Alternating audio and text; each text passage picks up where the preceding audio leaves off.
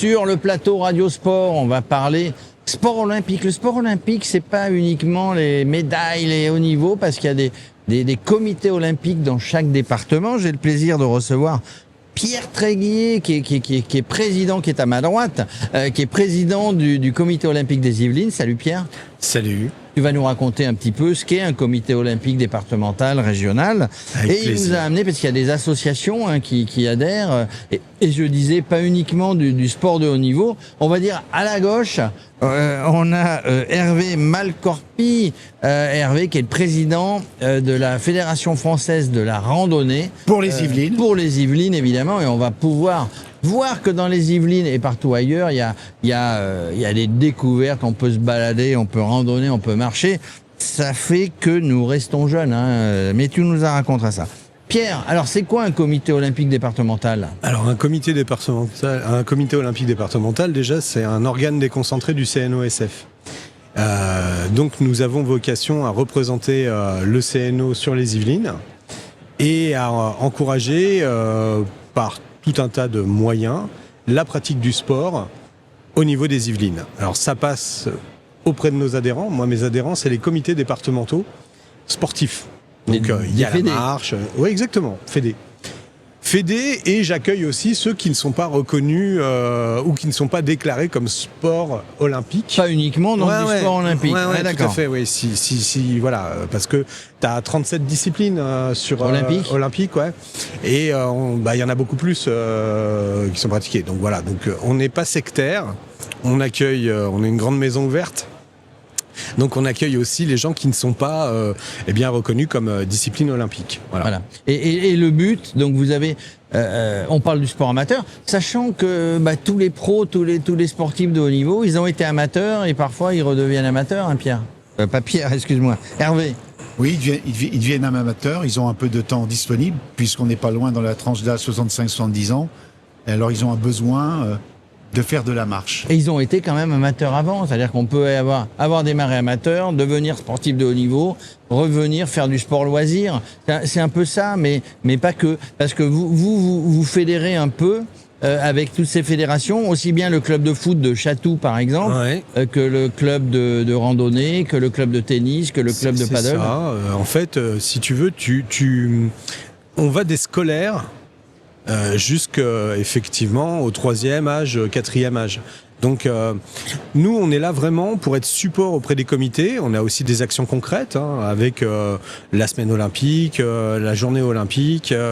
On est là sur des actions de valorisation de la pratique du sport. Ça passe par tout un tas de disciplines et aussi des disciplines douces, ou tout du moins qui peuvent être pratiqués par des pratiquants qui ont besoin de retourner doucement vers le sport. La marche, par exemple, tout le monde marche. Enfin, tout du moins, tous ceux qui peuvent se déplacer marchent. Mais voilà, il y a la marche douce, il y a la marche active, et c'est en cela que aussi la Fédération française de randonnée, et donc au niveau départemental, au travers d'Hervé et de son comité, permet à tout un tas de personnes de pratiquer une activité en extérieur. Et puis voilà quoi. Donc mais justement, alors, Hervé, comment vous êtes organisé ? Donc il y a un comité, il y a la Fédé, puis il y a les comités régionaux, comités départementaux. Il y a une structure pyramidale, enfin avec le siège une 60aine de salariés. Ensuite, il y a une structure régionale Île-de-France et ensuite départementale. Quoi. Donc concrètement, au niveau national, c'est 250 000 licenciés. Dans notre département, c'est 4 500 licenciés qui sont répartis dans une 50aine de clubs. Et nous sommes 150 bénévoles à gérer les chemins de grande randonnée dans notre département. C'est important, on parlera des bénévoles, parce que c'est important les bénévoles dans nos clubs. Quand on parle de marche de randonnée, donc suffisamment de balades dans les Yvelines, puisque tu t'occupes des Yvelines, pour s'amuser le samedi, le dimanche, toute la semaine, avec bâton, sans bâton, enfin peu importe. Mais c'est quand même du boulot, il faut organiser, il faut répertorier, il faut voir les mairies peut-être si on a des chemins communaux ou l'ONF. C'est ça ton boulot aujourd'hui avec tes bénévoles ? C'est ça mon boulot, mais c'est également d'aborder tous les spectres de la population. Il y a bien sûr les gamins auprès des écoles primaires auxquels on fait des interventions pour leur parler des bienfaits de la randonnée. Je vais reprendre les propos de Pierre, la rando douce, la rando santé. Donc aujourd'hui, on a labellisé sur nos 50 clubs 17 clubs qui sont labellisés Rando Santé avec des animateurs et des formateurs santé. Et derrière, ça génère des balades santé. Alors, on a la chance dans notre département d'avoir, comme tu le sais, une culture, un patrimoine relativement conséquent. Donc, on associe la marche également avec la découverte de notre département. Donc, concrètement, ça se traduit par des conférences il y a peu de temps au château de Dampierre. Également avec nos relations avec le conseil départemental, il y a des espaces naturels sensibles. Donc, on fait également, après la randonnée, une découverte des biotopes avec des ingénieurs écologues. Et puis, on a la chance également, en termes d'expérience, d'avoir comme bénévole un médecin généraliste qui formule des informations et des formations. Et qui donne des conseils. Et qui donne des conseils. Alors, j'ai l'impression, quand vous parlez, on parle évidemment, le sport c'est à tous les âges, gamins, adolescents, moins jeunes, etc. J'ai l'impression que, notamment les jeunes, vous allez me le dire, mais je vois ça d'un œil extérieur, parce que je fais plus beaucoup de sport, mais j'en ai fait. Mais que les jeunes, il faut leur donner envie de faire du sport, que ce soit du sport doux, du sport de compète. J'ai l'impression que on en fait quand on est au lycée ou au collège, et je dis encore pas assez, parce qu'on n'est pas une nation sportive dans le sens comme les États-Unis, l'Angleterre, l'Allemagne, etc. où genre t'as les cours le matin et puis l'après-midi tu fais du sport ou de la musique ou du théâtre. Mais j'ai l'impression qu'il faut donner ou redonner envie de faire du sport. Ouais, alors je vais te dire un truc. Oui, c'est vrai, t'as raison, on n'est pas une nation sportive parce que voilà. Mais par contre, notre modèle sportif, il est quand même assez exceptionnel parce que on est un des rares pays à pouvoir afficher un athlète dans toutes les disciplines. Et ça, je trouve que c'est hyper précieux et qu'il faut arriver à le garder. Alors, moi, si je prends mon exemple, j'ai fait de la boxe, j'ai fait du judo, j'ai fait du tennis, j'ai fait du cheval. Est-ce que j'aurais pu faire ça dans un autre pays ? Tu vois, c'est compliqué. En France, tu as possibilité quand même d'avoir accès à une multitude de sports. Là où dans des pays comme les pays anglo-saxons, par exemple, le sport va être conditionné aux pratiques que tu as dans les collèges, lycées et autres. D'ailleurs, tu vas faire de la crosse, du softball. Mais c'est pas très large. Ouais, c'est pas très large parce que tu vas aller faire du football américain, de la crosse, du softball et du basket. Du hockey, voilà, mais tu restes un peu contraint. De la gym, de la lutte, ils sont très forts en lutte parce que voilà, ça fait partie de leur ADN. Mais nous, on a vraiment cette spécificité-là. Je dirais que pour relancer la pratique et tout du moins l'entretenir, il faut sortir les gamins de leur canapé, de leurs réseaux sociaux, les amener à pratiquer. Et ça, pour trouver les bons leviers, j'ai envie de te dire que le sport doit aussi évoluer, tu vois. On doit se mettre à leur niveau et pas l'inverse. Alors l'idée c'est de se mettre au niveau mais pas en mode dégradé, c'est de se mettre à leur niveau en essayant quand même de maintenir un certain niveau de qualité. Donc voilà, je pense qu'il y a une bonne dynamique, on garde quand même un tissu assez motivé malgré le contexte économique actuel qui est quand même très dur. Il faut pas se voiler la face. Le sport en plus, c'est un peu une variable d'ajustement quand même du budget. Voilà, quand tu regardes les projets de loi de finances, les PLF, le sport, faut aller tout en bas, tu vois. On a tous été déçus. On a eu les jeux, c'était des jeux formidables sur Paris. Et puis derrière, un des premiers budgets qui s'est fait à prendre un coup de bâton, torpiller. ça a été les sports ou la culture. C'est ça. Mais alors.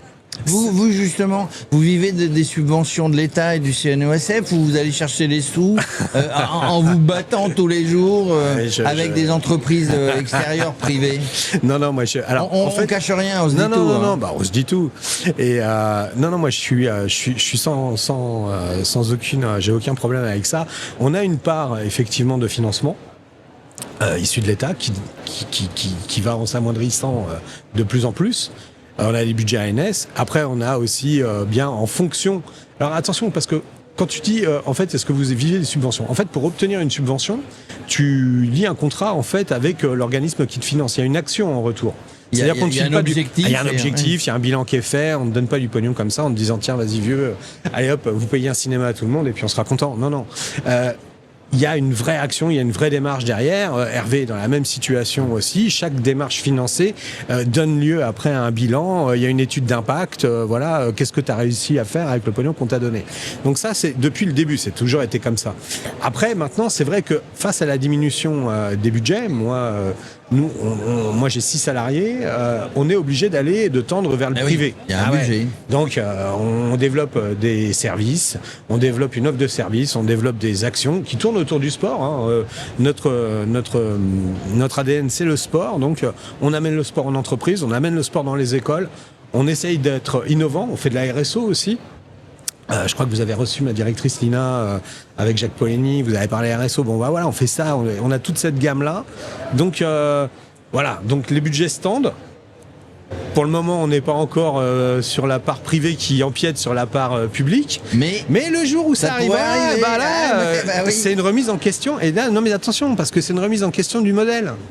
Qu'est-ce qu'on veut ? Parce que, je dis toujours, une politique sportive, si tu veux qu'elle soit portée par des bénévoles, il faut la financer. Si tu ne la finances plus, ça veut dire qu'à un moment donné, toi, tu dois aller chercher du pognon ailleurs. Donc là, tu vas rentrer en concurrence avec des agences. Est-ce qu'on a vocation à être une agence ? Oui, mais alors, oui, je suis d'accord. Mais deux choses, les bénévoles et les entreprises privées. Les entreprises privées, elles ont besoin, de toute manière, elles ont de l'argent pour communiquer.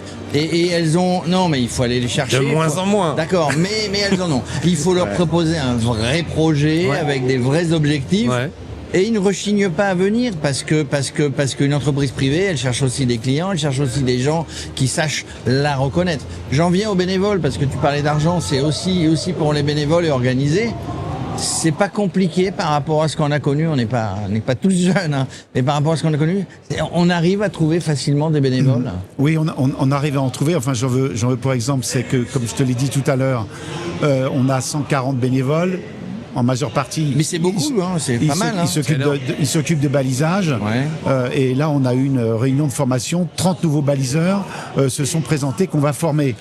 Mais cela étant, on est plutôt dans le ponctuel parce qu'un baliseur, on lui accorde un tronçon qui doit baliser, mais il sort 3 ou 4 fois par an. Oui, c'est une action bien précise. C'est ponctuel, on n'est pas dans le pérenne. Et il m'arrive de rencontrer, c'était il y a peu de temps dans une commune où avec 150 licenciés, le président, après un mandat de 15 ans, a vraiment du mal à trouver son successeur. Quoi. Oui, ça c'est compliqué. Quand vous êtes bénévole, vous êtes président d'association, à un moment donné on en a marre, on peut en avoir marre. Pas nous, pas vous, mais on peut en avoir marre quand même. Alors, je gère mon comité comme une entreprise, pour être clair, avec des objectifs, des tableaux de bord. Je nomme des chefs de projet. C'est organisé, là. C'est organisé avec un binôme. Là aussi, je délègue un maximum, mais cela étant... il est vrai que le rôle du président, c'est d'animer, d'innover, de motiver et également de chercher des financements. Oui, c'est le mot que j'avais tout à l'heure à la tête et je voulais te poser la question.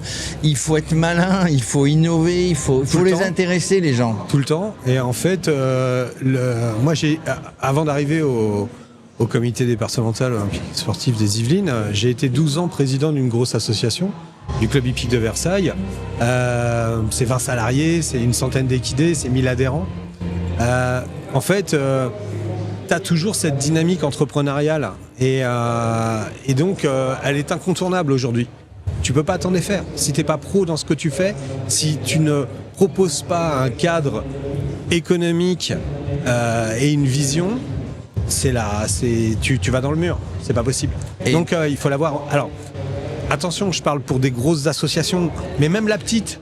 Parce qu'à un moment donné, tu peux commencer tout petit, tu peux avoir cette dynamique parce que voilà, t'as trouvé la bonne pédale, t'attires le monde et ça grossit, tu prends ton premier salarié, puis ton deuxième, et puis là tu te rends compte que t'es plus dans le même monde, dans celui où non, mais après tu me parles du club hippique de Versailles que tu as dirigé, c'est une entreprise. Enfin oui. Bon, de toute manière, ma fille a fait du poney à Versailles en 1995 ou 96.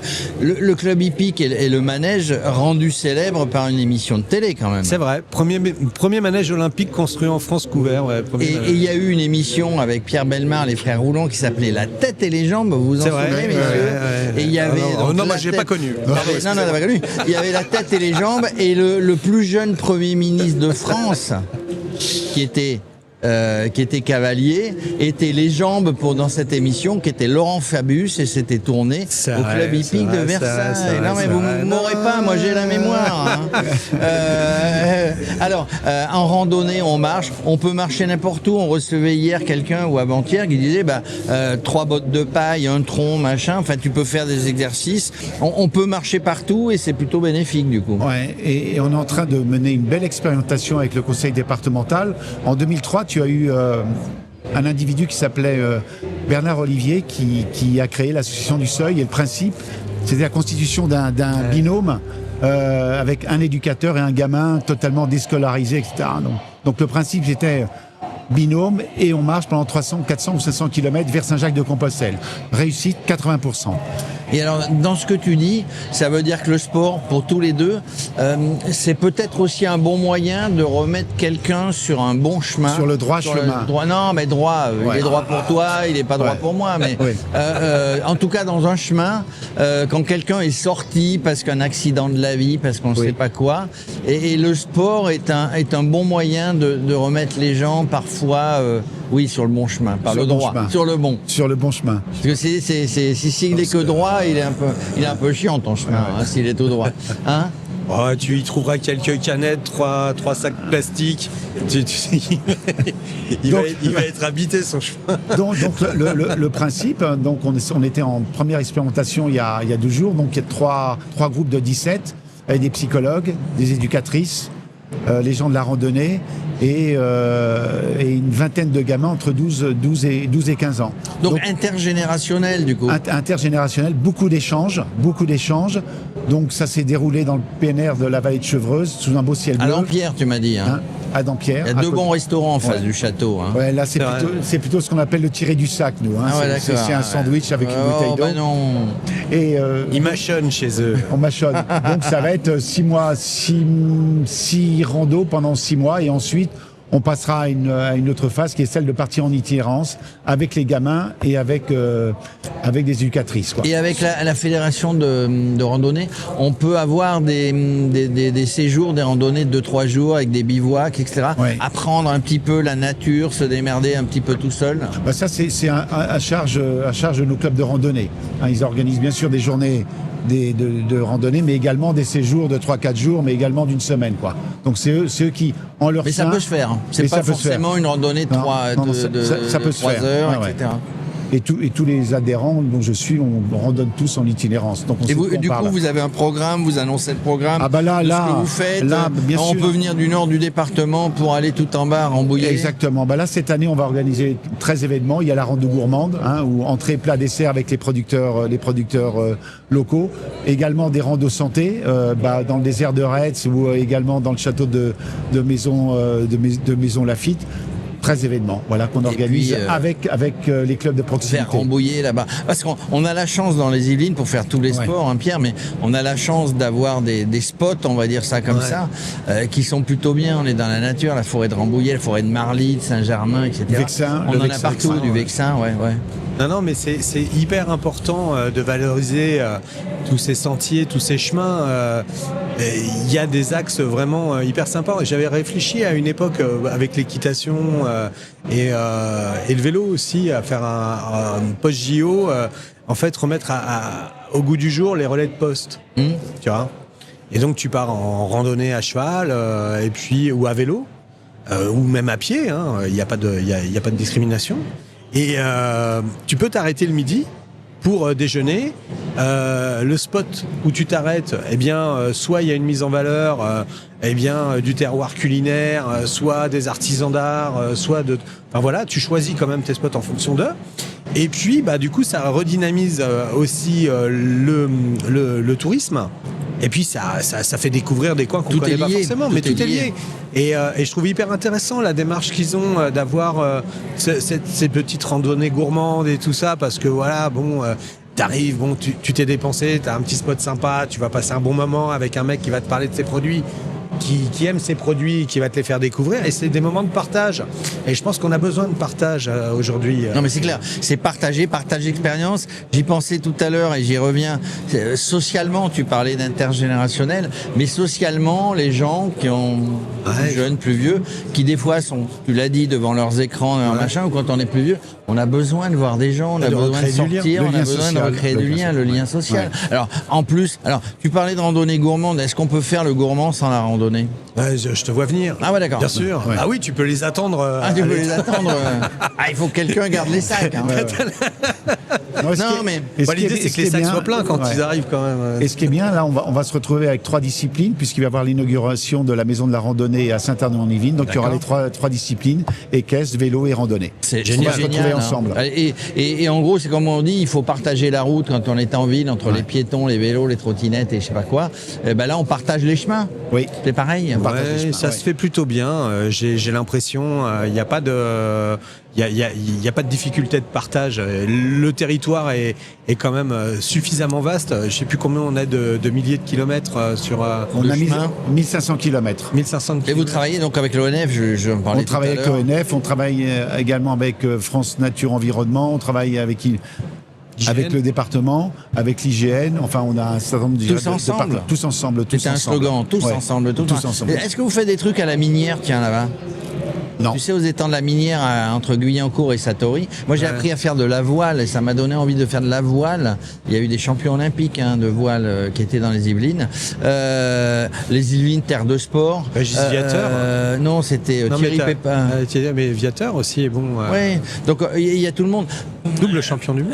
Les Yvelines, alors on parle de sport pro au niveau, sport amateur, et Jeux Olympiques.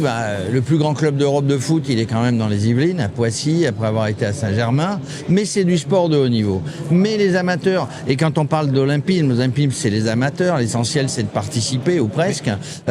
Combien on a eu? On a eu au château de Versailles, on avait l'équitation, on a eu, et puis des villes, on a eu le vélo, on a le vélo, le Paris-Nice qui est parti d'Achères, je crois, dans les Yvelines cette année. Comme ça. Mais il y a un contrat avec le département, le Tour de France. Thoiry. Non, ça c'est la dernière étape du Tour de France. C'est ça. De Thoiry. Mais là, le Paris-Nice. Le Paris-Nice, pardon, excuse-moi. Donc on a un département sportif avec des élus. On a été élus dans le temps, mais avec des élus qui ont envie de t'appuyer sur le sport comme vecteur social, vecteur de se retrouver, de découvrir le territoire, de penser également. La meilleure façon de penser, c'est de marcher, disait Nietzsche. On marche avec les bâtons chez vous? On marche avec des bâtons. On fait de la marche nordique. On développe beaucoup la marche nordique et également la marche nordique santé. D'accord. Voilà. Avec des bouchons au bout des bâtons. Avec des bouchons, mais il faut les enlever des fois. Ouais. Moi, je marche des fois.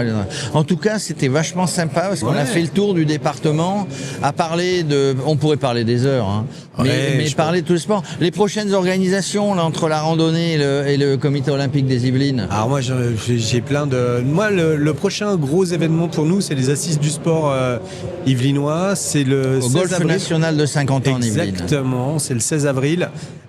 C'est un super moment que l'on va passer avec les comités départementaux, avec les directeurs des sports. Et l'idée, justement, c'est de discuter et de trouver des voies, des pistes par rapport, justement, à la mutation du sport et du tissu associatif. Et ce qu'il faut mettre... Tu sais quoi? Je propose que Radio Sport soit là. Vous êtes les bienvenus. Merci. Alors, nous, on a une grosse manifestation le 4 et 5 juillet, 100 km, 100 performeurs à 6 km/h. C'est une boucle qui part de Montigny-Bretonneux, c'est-à-dire qu'à un moment, il va falloir marcher avec des frontales. Quoi. Voilà. 4 et 5 juillet, donc ça part de Montigny, donc une nouvelle 50 ans en Yvelines. Oui, et après, vous partez vers où là? On part vers Mourpas, on part vers Châtenay. Chavenay. On n'est pas dans le 92. À côté de Feucherolles. Voilà, exactement. Donc Châtenay, c'est dans le 92. Oui, non. Châtenay, c'est... Non, il a dit Chavenay. On y revient toujours. Donc on attend aussi Radio Sport avec grand plaisir. C'est une première. Si on peut, nous on est là pour parler du sport, de raconter des belles histoires, du plus jeune au plus vieux, du plus petit au plus grand. On est là. Merci messieurs, je rappelle, nous étions avec Pierre Tréguier, qui est le président du comité départemental olympique des Yvelines, et avec Hervé Malcorpi, le président de la fédération de la randonnée des Yvelines. Avec ça, si vous faites pas du sport, mesdames et messieurs, c'est que vous n'avez pas envie. Merci. Merci.